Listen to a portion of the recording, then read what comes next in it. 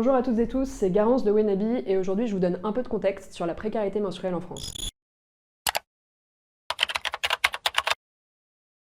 La précarité menstruelle, c'est une réalité souvent méconnue, c'est complexe, c'est même parfois tabou, mais pourtant ça concerne plein de femmes au quotidien. Pour commencer, la précarité menstruelle, c'est quoi ?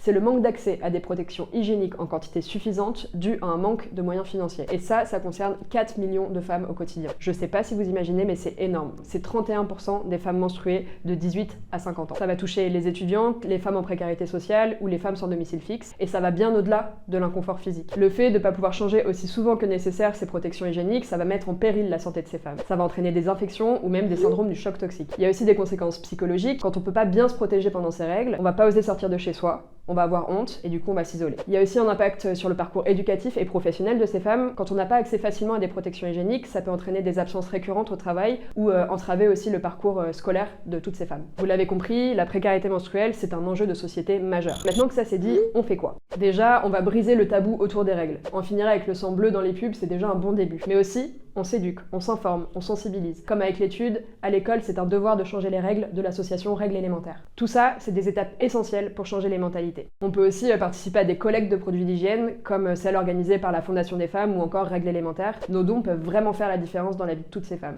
Et enfin, pour celles et ceux qui ont les moyens, on peut aussi soutenir financièrement les associations qui agissent pour la santé des femmes, comme la Fondation des femmes, Règles élémentaires ou encore Agir pour la santé des femmes. En janvier, chez Wenabi et avec nos partenaires, on se mobilise contre la précarité menstruelle. Rejoignez-nous.